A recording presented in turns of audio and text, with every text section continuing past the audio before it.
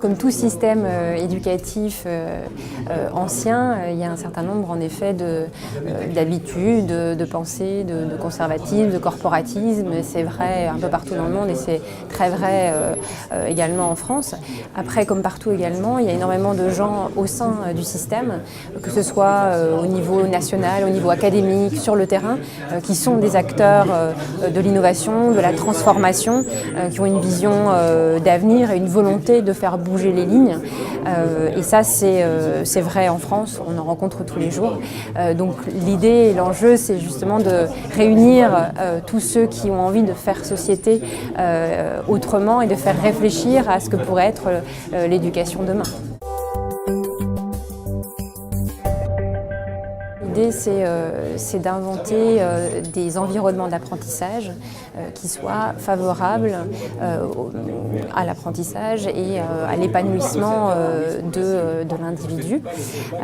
Donc il s'agit en fait de penser effectivement un cadre qui soit un cadre de liberté et de penser les conditions de confiance, de mise en place de la coopération, de l'empathie, du respect de l'erreur, qui sont un certain nombre de préconditions fondamentales pour être en capacité d'avoir la liberté d'apprendre, de sentir bien, d'oser prendre des initiatives, d'oser interroger les savoirs, d'oser se questionner, d'oser se tromper. On peut innover sur plein de sujets, mais innover sur la question du cadre et de l'environnement d'apprentissage, c'est vraiment essayer de repenser l'espace-temps dans lequel en fait, l'apprenant va effectivement apprendre de manière sereine.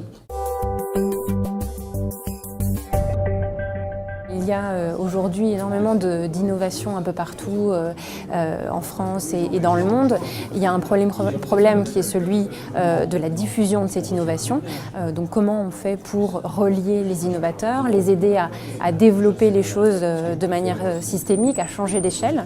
Et puis il s'agit évidemment de ne pas passer à l'échelle n'importe quel type d'innovation, mais de passer à l'échelle des innovations qui soient validées scientifiquement.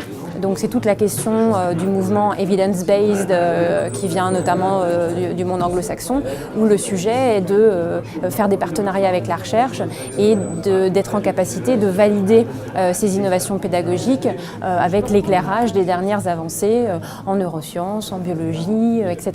Donc valider ces innovations et essaimer les innovations les plus pertinentes en accompagnant notamment les acteurs du système à actualiser leurs connaissances et à être des acteurs de cette transition éducative.